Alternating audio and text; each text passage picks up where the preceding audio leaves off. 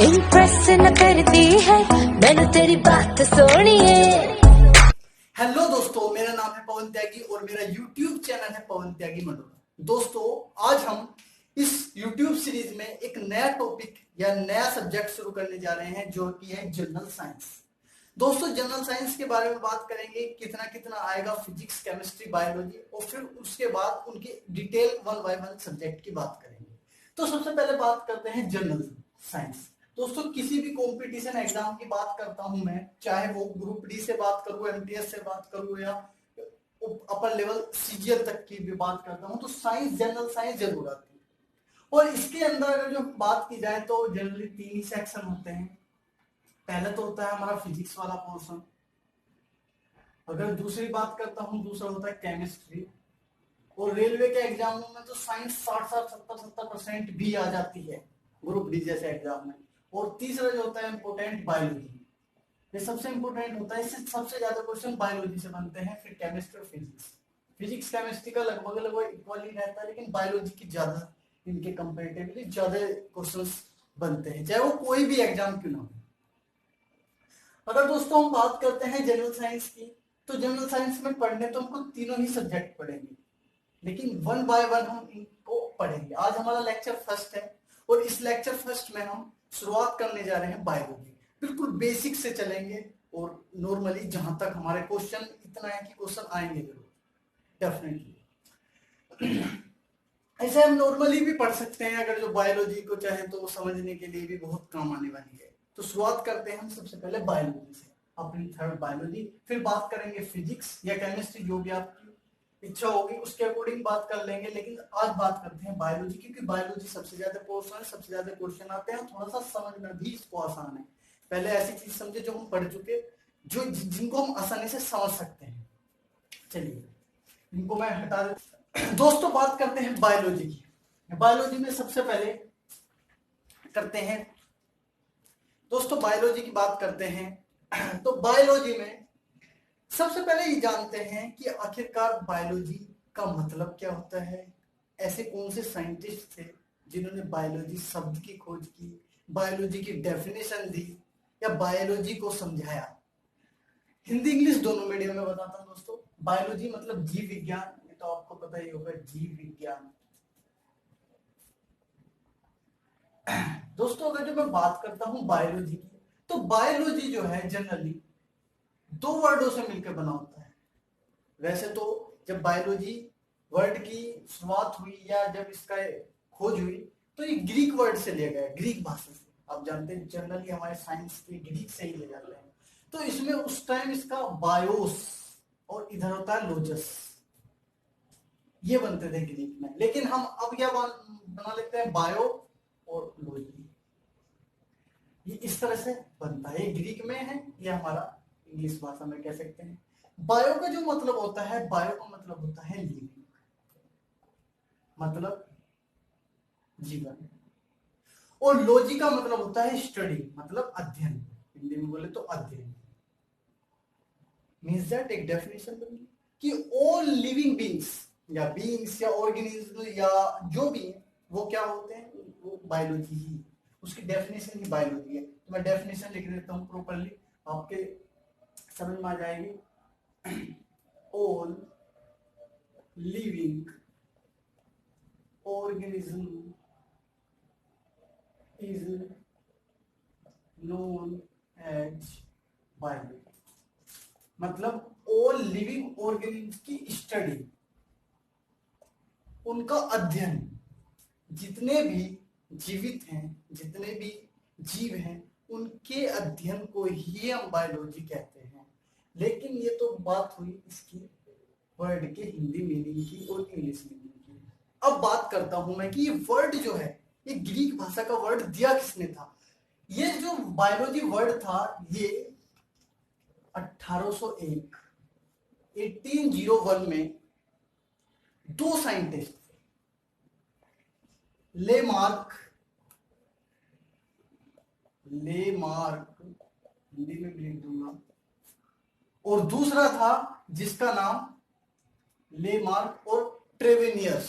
ट्रेवेनियस आप देख सकते हैं, TRVI NIERS, यहाँ लिख सकता हूँ मैं TARVINIERS, ट्रेविनियर्स, हिंदी में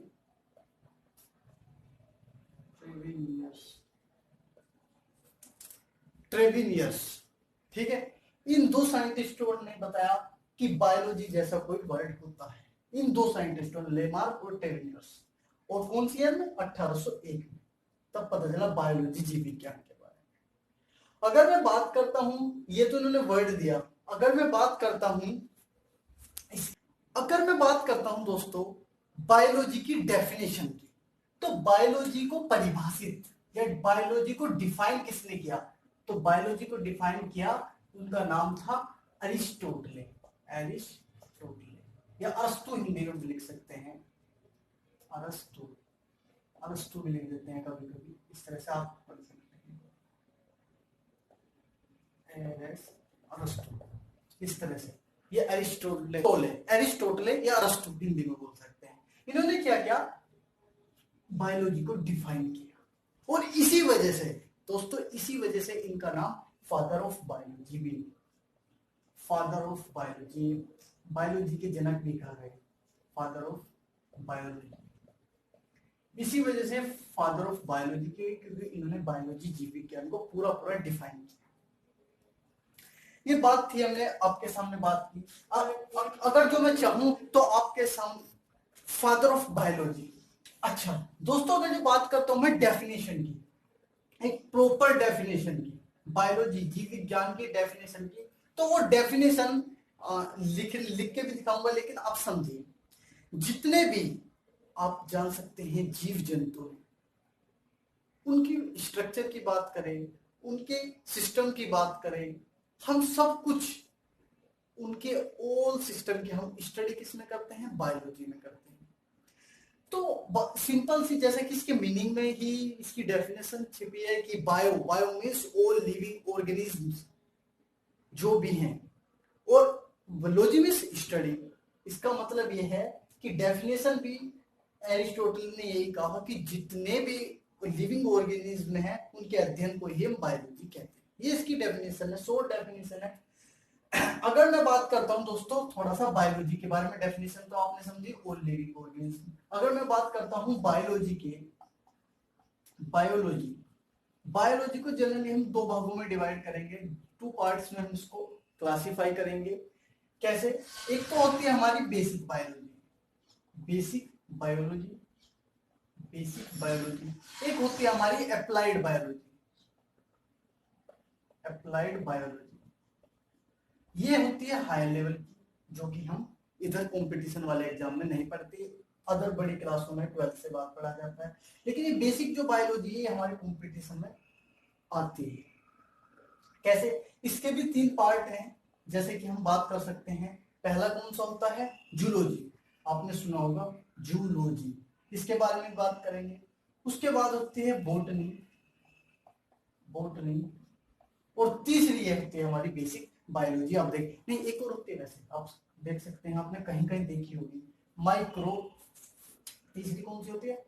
माइक्रो बायोलॉजी। ये 3 इसके अंदर डिफाइन हम करते हैं, जूलॉजी, बॉटनी, माइक्रो बायोलॉजी। अब इनके बारे में थोड़ी डिटेल करते हैं, फिर कंसेप्ट लेके चलेंगे। पहले बात करते हैं हम जूलॉजी की। जूलॉजी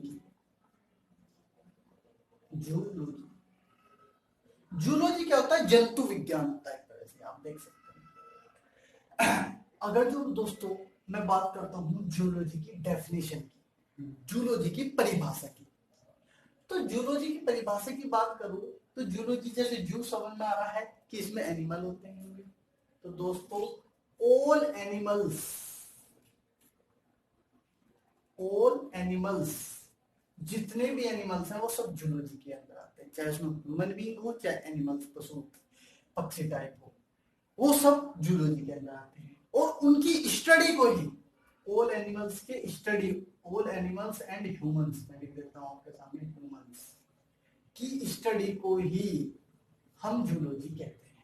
बिल्कुल सिंपल साधारण शब्दों में बताता हूं, ऑल एनिमल्स और ह्यूमन बीइंग्स, हम भी एनिमल्स में ही है ना, कि इसकी स्टडी को, इसके अध्ययन को ही जूलॉजी कहते हैं। अगर बात करता हूं इसके फादर ऑफ जूलॉजी, तो फादर ऑफ जूलॉजी और बायोलॉजी के दोनों के सेम ही एरिस्टोटल ही हैं।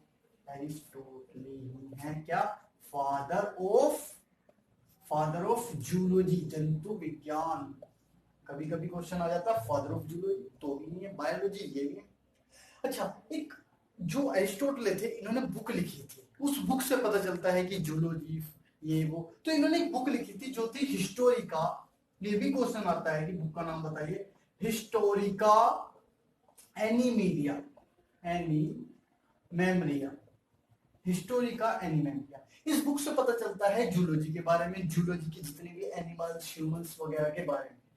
दोस्तों इसके बारे में पूरी डिटेल करेंगे, क्योंकि ये तो सबसे इंपॉर्टेंट है, क्योंकि इसमें हम ह्यूमंस भी आएंगे और एनिमल्स भी आएंगे। अब बात करता हूं मैं थोड़ा सा आपके सामने बोटनी की। अब बात करते हैं हम बोटनी की दोस्तों। बोटनी जीव विज्ञान के अंदर हमने जूलॉजी, बोटनी, माइक्रोबायोलॉजी, इसी तरह से जूलॉजी तो हम कर चुके, जंतु विज्ञान। ये एक तरह का वनस्पति विज्ञान हम इसको कह सकते हैं, वनस्पति विज्ञान होता है हिंदी में बोले तो। इसमें क्या होता है दोस्तों, इसमें बात करते हैं हम, अगर इसके डेफिनेशन या परिभाषा की बात करता हूं बोटनी की, तो इसमें हम पढ़ते हैं प्लांट्स के बारे में। अभी हमने जूलॉजी के बारे में बात की, किसके? एनिमल्स के और ह्यूमंस के बारे में। मतलब एनिमल्स भी, ह्यूमंस भी एनिमल ही होते हैं, लेकिन मैंने बताया।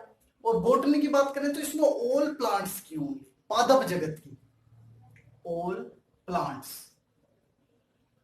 अगर जो मैं प्लांट्स या पादप की बात करूं, उनके अध्ययन की बात करूं, इनकी स्टडी की बात करूं, तो यही हमारी बोटनी होती है, यही हमारी बोटनी होती है। लेकिन अगर जो मैं इसके फादर की बात करता हूं, तो इसके फादर एरिस्टोटल नहीं, इसके फादर जो होते हैं वो होते हैं थियोफेरिस्टिस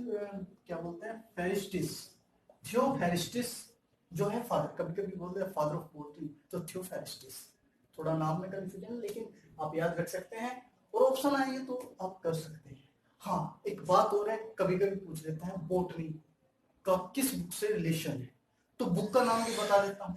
बुक जो है, जैसे कि अभी बताई थी, जूलॉजी के लिए हिस्टोरिका एनिमेरिया, ऐसी इसके लिए हिस्टोरिका प्लांटेरियम। आप देख सकते हैं दोस्तों, हिस्टोरिका प्लांटेरियम आपको दिख रही है ना, हिस्टोरिका प्लांटेरियम। दोस्तों इसके बारे में हम डिटेल कब करेंगे? जब हम एनिमल्स या जूलॉजी पूरी कंप्लीट कर लेंगे, उसके बाद तुरंत ही इसे बात करेंगे, क्योंकि एनिमल्स, प्लांट्स का भी बहुत सारा बायोलॉजी में।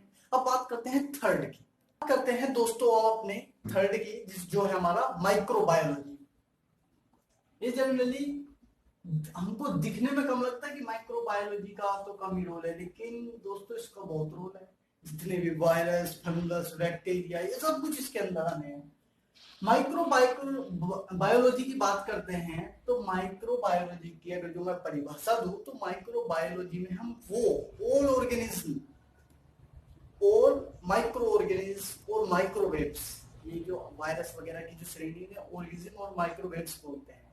मतलब all organism, micro organism and microbes, इनकी स्टडी, इनका अध्ययन हम माइक्रोबायोलॉजी में करते हैं। ये रिलेटेड किससे होते हैं? रिलेटेड होते हैं हमारे बैक्टीरिया से, वायरस से, वायरस भी चलते हैं, वायरसेस, और हमारे फंगस से। इस तरह से बहुत सारे यही जीवाणु, विषाणु, इन तरह से इन सब की स्टडी इसके अंदर आते हैं माइक्रोबायोलॉजी के। अगर जो मैं इसके फादर की बात करूं, तो लियो वॉक होता है। फादर की बात करता हूं अगर जो मैं, कभी कभी पूछ लेते हैं माइक्रोबायोलॉजी के फादर बताओ, तो लियो बैक, LEOWWAC बैक आप देख सकते हैं। तो दोस्तों इस तरह से हमने बायोलॉजी के 3 बेसिक वाले फंडे बताए कि जूलॉजी, इनके अंदर हम क्या क्या पढ़ने वाले हैं, जूलॉजी, बोटनी, माइक्रोबायोलॉजी। अब बात जो करते हैं, हम डिटेल करेंगे सबसे पहले जूलॉजी के बारे में, उसके बाद हमारे कंसेप्ट शुरू। चलिए शुरू करते हैं। हम थोड़ी सी बात करते हैं जूलॉजी के बारे में। वैसे तो बता चुका, लेकिन अब थोड़ा सा डिटेल बात करेंगे। दोस्तों जूलॉजी में मैंने बताया हम एनिमल्स के बारे में बात करेंगे और हम ह्यूमंस के बारे में बात करेंगे। किसके बारे में बात करेंगे? एनिमल्स के और इनके किंगडम के बारे में, इनके किंगडम के बारे में, इन दोनों के किंगडम के बारे में हम बात करेंगे इस तरह से पूरा।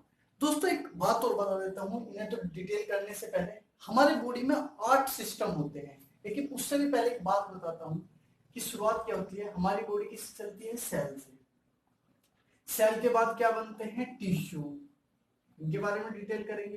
टिश्यू के बाद क्या होता है? ऑर्गेन, ठीक है। Cell, tissue, organ, system and last में हमारा पूरा जो तैयार हो जाता है वो क्या होता है? वो दोस्तों बॉडी। ये इस तरह का सिस्टम। सबसे छोटी इकाई या यूनिट की बात करूं सेल होती है, फिर इससे बनती बॉडी। दोस्तों बात करेंगे हम एनिमल की किंगडम की, ह्यूमन किंगडम की, इस तरह पूरी डिटेल करेंगे। ह्यूमन फिजिकोलॉजी की भी बात करेंगे, इसके अंदर ही वो करेंगे हम नेक्स्ट वीडियो, क्योंकि फिर वीडियो लंबा हो जाएगा। चलिए तो दोस्तों नेक्स्ट वीडियो में करते हैं पूरी डिटेल।